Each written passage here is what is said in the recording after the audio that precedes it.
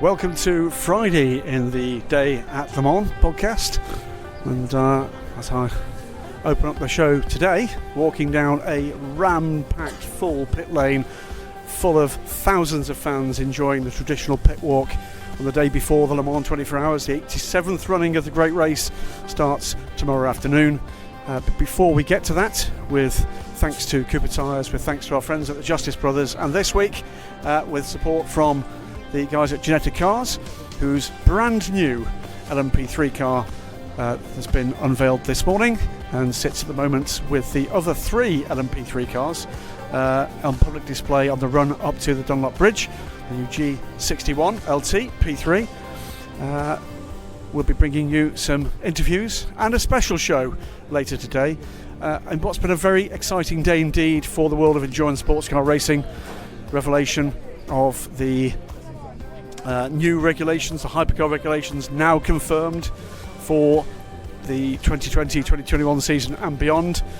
The announcement from both Toyota and Aston Martin, they will be bringing brand new cars here to Le Mans and for the full World Endurance Championship. But beyond that too, in the meantime, in 2019-2020, we'll be getting a 33-car full season grid for the FIA World Endurance Championship. Rumours of the ill health of the World Endurance Championship massively overblown by some, I'm afraid. But plenty of interviews to come on that and much else. What's been an exciting but incredibly busy day here at the Circuit de la Sarthe. Let's get on with it. Here in the aftermath of the annual ACO press conference at Le Mans, and I've got with me now Gerard Neveu, the CEO of the FIA World Endurance Championship. Your emotions now that we've got the regulations out there? Well, I feel it's good perspective. We have visibility. This is what we are looking for. When you drive a car, you like to see how is the exit of the corner, which is the case now. So we have to make all our energy and our knowledge to try to make sure that we will be on the right trajectory to deliver a very good regulation for September 2020. The questions I have with the target time stated here at Le Mans, what's the future of the P2 class going to look like in terms of speed? Well, I say that there's a minimum time of 3:30. That's the mandatory target, but we feel very comfortable that it should be a little bit quicker for sure at the end. And we will see exactly how is it. We do something on the paper now. We have to see the car running in the middle of the winter to have a clear idea about that. And if we have to reduce by 50 horsepower, for example, the LMP2, it will be not difficult to do it, but it will not change really the structure of the grid. I think that the order will be absolutely the same with P1, P2, GT and GT AM. The only thing that we will have to be careful is what is at the end exactly the performance of the performance level of the new Le Mans prototype hypercar. How confident are you in the balance of performance process that you've just outlined there between the prototypes and the road-going based hypercars? I have a very clear answer. I have a very clear answer for that. I'm confident, as I was confident for the BOP and GT. And who can complain today about that? When we introduced this BOP 2 years ago, if I'm well, many people were very skeptical about that. And when I saw the qualifying session yesterday for Le Mans, that's the only command we have to do. Look the timing and let's discuss about that. So I think it will be a huge tough for the people, but as they have established a clear rules and they have a good knowledge about the specificity from each different cars, I think that we should be able to do something very serious. That's definitely the job we have to do. There is a job to do for sure. So we have to make sure that the BOP will work very well. But they did very well for the GTE with different cars, very different cars. So I'm confident to say that it could happen exactly the same with the LMP1. We expect two manufacturers, apologies, for year one. For year two, what's the expectation as it stands now? We expect more than two manufacturers. So apparently you are better informed than me. For year one, I don't say that. I say that at the end we use, but you never think for year one. You think for the validation of the regulation. So for year one, I think that reasonably two. But you have to enjoy the day now to know. Should be ready, but many others should come very quickly the following season, etc., etc. And maybe more than one on the year one. You never know at the end, so you have to be careful. That's not my job. I'm in charge to manage the championship and to take care about the grid. So I reveal the grid for season 8 now. Very frankly with you, I don't have any idea of the grid 9 now. So season 9. So I have to wait a few months again. We've seen the P1 privateers have been kind of the backbone of the top class for the last year, and they will be next year. Are you confident that these new set of regulations will attract privateers to come back? I sincerely hope, because this is the part of the story. These guys are doing a very good job. And my feeling is that also that if we want to do a good structure for the future, a good business model, probably you don't have to expect only a single manufacturers involved. I think that the structure can be an addition between manufacturers who is able to provide the technology, the engine and many things, but you have also to imagine to have, why not, an operational team running the car on the race, which is already the case with some manufacturers, then a sponsor also participating to the effort, and in this case you can easily find again a good structure for the privateers with a joint venture with manufacturers and with an operational team. How careful do you have to be with maintaining the GTE numbers that you've got going forward past next season now? I think that we have 3. We start with 2. We had luckily 5 last year. We stay between 3 and 4 usually. So the target is to stay with this level. Less than 3 is not very good. More than 3 is very likely. So I have to say that 3 is good. But let's see how it works also, because you have to know who will participate to the top categories, who will stay in GTE, who will do the combination with the two. This is two different model. In GTE, for the manufacturers, they have a business model. They sell cars to GTE, to privateers also. So the structure is totally different. You cannot compare. So you can imagine to have maybe on the both platform the same manufacturers, or you can imagine to have a new manufacturers entering in GTE because this is their own capacity, or some other arriving only on the top categories. Finally, just a message for fans and people who have been monitoring this for the past year, ready for this to all come out. What can they expect? Sum it up. Very frankly, I think that the two presidents already explained what was the mean and I would say the idea when we build this regulation. But at the end, which is the most important for us, is to get happy the fan and the people who have passion for this sport. This motorsport is really attractive now when you see what's happened at Le Mans this weekend. We have a huge community behind us, and our job is to make sure that we get them happy. And there is no other way than to provide spectacular race on each different level, on each different categories, to make sure you get them happy. That's the only job we have to do. The rest is blah, blah, blah, blah, blah. The only thing that the people are looking for is, do we have a battle, do we have a fighting, do we have a story on the track? And this is our job. So we have to try to make sure that it's happened. And I sincerely hope that this new regulation will help to do it also at the top categories. Thank you very much for your time, Gerard. It's been an incredibly busy day here at Le Mans. We've had the ACO's annual press conference. We've had Aston Martin announcing their Hypercar program. And now we've had Toyota Gazoo Racing announcing that they're going to continue racing in WEC. So with me now is Rob Leupen from Toyota Gazoo Racing to give us a bit more insight into that. Rob, my first question for you is got to be, is there a bit of relief now that we've actually got the confirmation that it's actually all set? Yes, it is. It has been a heavy one this time. Say last year presenting the first 2020 regulations, and we are now 12 months further, and finally we have regulations where we can build a car upon. We are excited. It's a relief. It's something which is good for the future. It's good for Toyota. It's good for the team. I think it's good for racing fans, which are the most important one. And that's something where we're now going to focus on building a new car. So Toyota's going to be racing a prototype based on the GR concept that you announced here last year at Le Mans. Just how difficult is it going to be to get a car ready for the start of the first season of the new Hypercar regulations at this point? The time is quite short, but we say we are able to do with it in the next 12 months to put a car on the road or on the track next year. So our engineers are now concentrating. We have regulations since 15 days stamped, and that means that the chassis is already now in a digital copy, and we are going to see when we can produce it at TMG. The engine is now, say, nearly in a stage where we can make the final tuning and then go put them on the dyno meters in order to get prepared. So I think in July next year, latest at the Prologue, we will show a car. We have to test it. It means also that if you do a new car, you have to do some tests on 30 hours or 36 hours in order to be able to put the reliability in. So it's all short. It's short time. But be honest, I think we like it because it puts a bit of pressure on us. Are you pleased with how the regulations have evolved to this point? Because we've seen a lot of chopping and changes in the last 12 months, a lot of rumours circulating. We've got a final set now. Are you happy with the way that turned out overall? The way how it has been proceeding, no. We say it could have been earlier, it could have been different if you talk since 12 months about it. But I think here you have to see how other manufacturers have to be, we say, slotted in, have to be discussed with. I think ACO, FIA were in a very difficult position. And we say they had to find a concept which we say pleases at least Aston Martin and us. And to get those two around the table was good. There was a good atmosphere as far as I understood from the technical people, and it was an open discussion. That it took 12 months will not make it cheaper, put it like this. So there is a bit of sorrow. On the other side, it's we say we are relieved, and I think that's the most important one to look for the future. I think arguably the biggest challenge is going to be balancing hypercars versus prototypes, and also hybrid versus non-hybrid. How confident are you in the way that the ACO and FIA will manage this?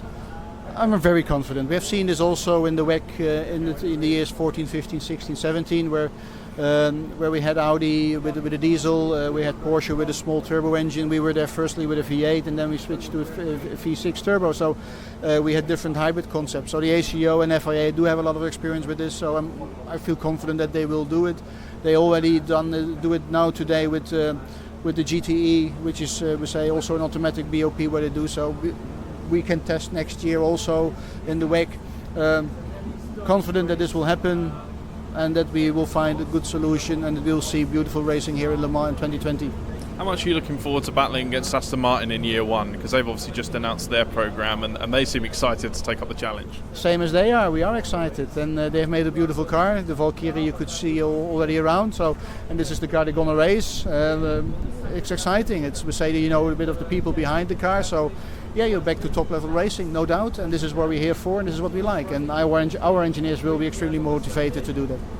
The speed difference is going to be interesting. The target lap time for Le Mans is a 3:30 minimum. I'm stressed by Gerard Neveu. Mm-hmm. But that obviously means that you'll be kind of closed in with the P2 cars. What's your thoughts on that side of things? Well, I think that if you want to be, and this is how it is announced, a top category in the WEC and at Le Mans, they have to do something about this because the LMP2s are now at 325 roundabout. And today we are on 320 with the TSO 50 on lap time. So yeah, we have to make some changes. And I think if you do a new category, you have to look onto the other categories, how you balance out this. And then we'll see what the direction will be. But we would like to see us as a top category here in Le Mans and in the WEC. Is it come as a bit of a disappointment for you guys having to go at a slower pace around here? Because we've seen you guys break the circuit lap record and the pace is blistering. Is it not a step backward? From the pure pace and from the pure car concept which we see today, yes, but it's also driven by cost, which is very legitimate to do. But it's not that it's pure the speed or the efficiency of the car you see here. You also want to come back to racing and racing other rivals on a similar level, and this is something what we would like to do. And therefore you have to review concepts, and this is done. I think we have had a beautiful era here. We will see this car this year and next year. Next year we will update it a bit for Le Mans. So maybe we say with an attempt to go for a next lap record, which Kamui has tried to do yesterday, but in the end we're not able. But it's something which is defined new, and if you close regulations, you close a chapter and you open a new one. So no hard feelings about that. Aston Martin were saying that they've not confirmed how many cars they're going to bring to the WC in year one. It's at least 2 for them right now. Mm-hmm. What's Toyota's commitment going to look like in year one, and is there the chance for customer cars? Well, first of all, we fully concentrate on works team effort, and we have not considered anything about customer cars or customer support at this stage. We also have to look into the regulations. If we look last year's regulations, how they have evolved, we had to be able to supply a hybrid system, which now is doubtful because it's not mandatory anymore. So we have to look into this and see how we go about this, and then we make one step after the other because we are really late. And to include now, for example, a customer car is out of the question. How it will be long term, we'll see how it develops. Is there a chance that Toyota would bring a third car like they have done in the past to Le Mans? We've done this in 2017 and we could do this in 2021. Yes, it's possible. We would not rule this out, but at the present moment there's no plans to do. Final question. We've got 2 cars currently confirmed for year 1, and I'm told there's potential for more for year 2, but we don't know the extent of that. What are your thoughts? You've been in the technical working groups, you're a bit closer to it than I. What can we expect from manufacturer input beyond year 1? We have seen other manufacturers joining in the technical working group, but they should speak for themselves how interested it is and what they are going to do about this. I'm the wrong person to make any comments on this. If you talk about what is my wish or desire, the more the merrier, and we would like to see more coming into this category. But we're happy that Aston Martin made this big step, and we're looking forward to compete against them. Thank you very much for your time, Rob, and have a good race tomorrow. Thank you very much. I've got with me now Hugues de Chaunac, the head of ORECA. Hugues, what's your immediate reaction to the hypercar regulations that we've just had announced here at Le Mans? I think it's a positive one, because the main thing, the key point was to take a decision. Since several months it was, we don't know if we have to go on the right side or left side. And on my side, I say we need to know exactly the direction. So the good fact today is that the announcement is we go on this side, we take this road, we have this vision. So now on the regulation, I think it's a positive regulation, because it starts from budget. How can you reduce the budget? To reduce the budget, to not make the hybrid mandatory, point 1. Secondly, you need to do a BOP to avoid to spend too much money on aero, etc. So I think that is a positive point to make a good regulation to start from the budget side. We hear so much about manufacturer interest and getting manufacturers on board, and that being the sort of utmost importance for the WEC. But what about privateers in this? Are you confident that privateers will adopt this regulation? Yeah, because I think on our side we are going to do everything to come with an OEM, with a car manufacturer as a partner, and so it's a good championship and a good way to convince an OEM to come with a low budget and to come for this program.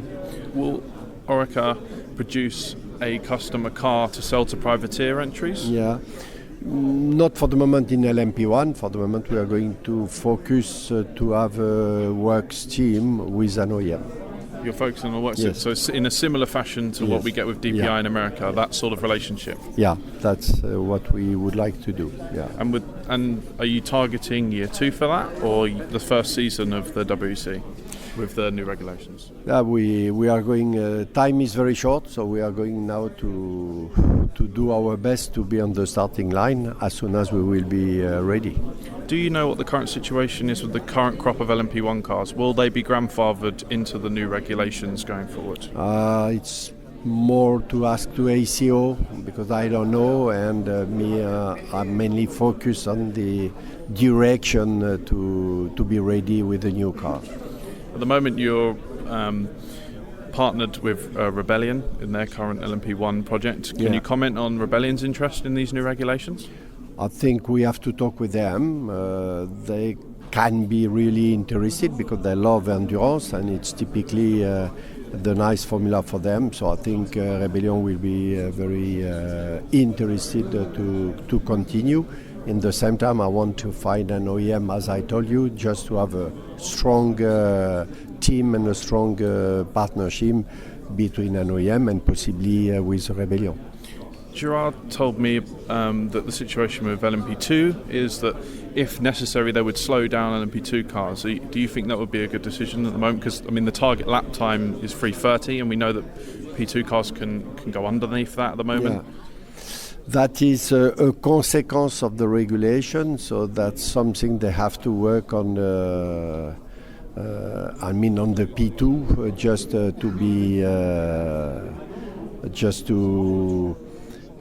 to find the good solution for the LMP2. With this new regulation in LMP1, they have to reduce the lap time of the P2. It's a consequence, So they have no other choice than to find a way to do it.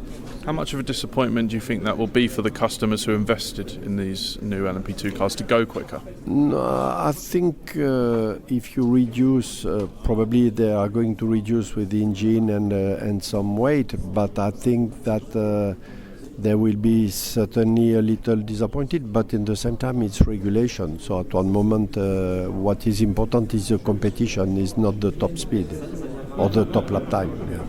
Perfect. Thank you very much for your time, Hugh. Okay. I've got with me the head of Mazda Motorsports, John Doonan. John, we're here at the ACO annual press conference. What's your reaction to what we've heard today in the story of the new regulations? Well, we heard a lot about it over the course of the last many months. I think, as I've said before, from the Mazda standpoint, we're committed to the IMSA Championship and the DPI. Guys, they're taking those in. We're very committed to the DPI project, both currently and as IMSA discusses DPI 2.0. Unfortunately, resources are resources, so I certainly couldn't commit anything towards the future of the top category. But Mazda has a huge history at Le Mans, so you never know what things will cycle out over the next handful of years. But really our focus is on the IMSA project. We're continuing to make progress there. Need to put the car on the podium here as many times as we can before the end of the season. How closely will you be monitoring the development of this going forward? Because obviously we've got now the year before the season even starts, or just over a year. How closely will you be looking at what we've got with the hypercars? Well, we try to keep our finger on the pulse of everything that's going on. We've got a lot of technical partners currently involved in WEC, like AER and Multimatic. So don't know what either of them are headed towards right now, but we all have our finger on the pulse, and as the rules develop and we decide with our executive team the proper strategy to build the Mazda brand, that's the direction we'll go. Yeah, that was going to be my next question. There have been rumours circulating about some of your partners moving elsewhere. What can you tell us about the status of the Mazda program beyond this year? Is it still safe? Yeah, so when we put the DPI project together back in 17, and then again when we transitioned in 18 to Mazda Team Yost, we have a 5-year commitment, so we're in year 2 of 5 years, so we got several more to go. That's why we want to focus heavily on what the IMSA program's doing and the strategy that we have there in North America. North America is an extremely important market for Mazda globally, and so we're going to remain focused on that. Are you disappointed that DPI wasn't used as a plan B here? Well, I think for me, lifelong dream to see the rules back to allow teams to compete both here at Le Mans and in WEC, as well as at places like Daytona and Sebring. So fingers crossed that someday we can get there. I've got with me now Ernest Knoors from MTEK, who's currently partnered with BMW in the WEC, just for one final weekend here.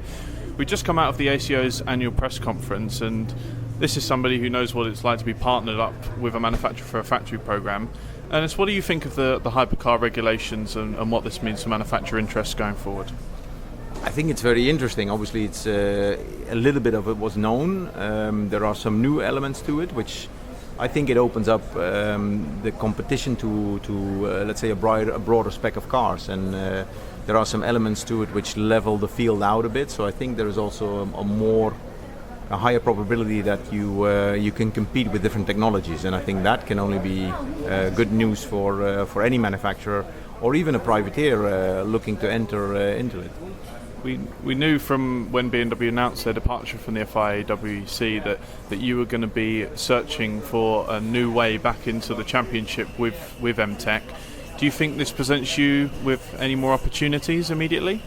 I don't know immediately. Obviously, I mean we are contracted to BMW. We are still contracted to BMW. It's also true that we are evaluating our future, because in the end that is we want to race. We're a race team and a racing organization, and we want to be competing.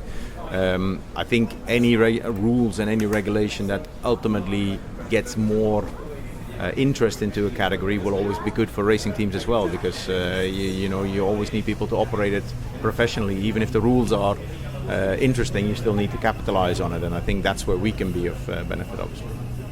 I know that MTEK is a a very, very experienced team at various levels of motorsport.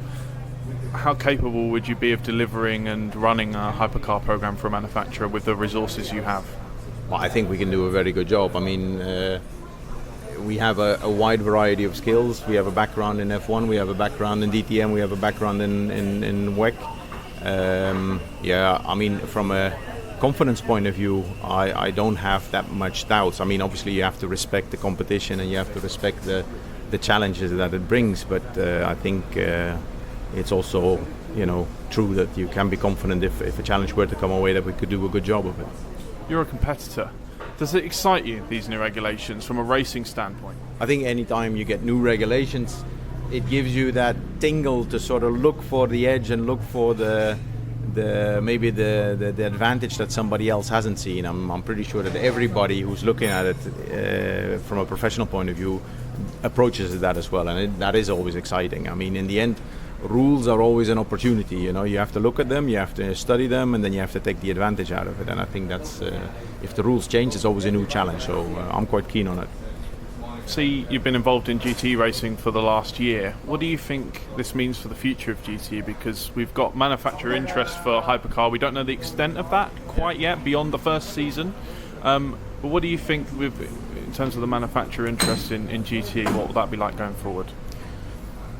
Difficult to judge. I think there has always been different categories, and I think there always will be different categories. I mean, whether the GT migrates more towards, let's say, the privateers and the AM category, or whether it still stays strongly involved with the manufacturers. I think whatever happens, there will be a close competition. They're fabulous cars. They have a very broad appeal to people that run with road cars. So I think that's always going to stay. So there's always going to be healthy competition in that class, I think. Last time I spoke to you was in the immediate aftermath of BMW's announcement. Since then, have there been any developments in terms of your outlook going forward for MTEK? Well, not really, because you're contracted to BMW. Yeah, no, also that, but there was this small event that we still have to do, which is the 24 Hours of Le Mans, and believe it or not, that takes a lot of your attention and a lot of your focus. So for us, that's been the focus in this month since the end of May. And as soon as we sort of hopefully successfully complete this, then I think the focus will be on moving forwards. And I'm still confident that together with BMW we come up with a good resolution for it. Whether that's together or separate, we'll see. Thank you very much for your time, and best of luck in the race tomorrow. Thank you.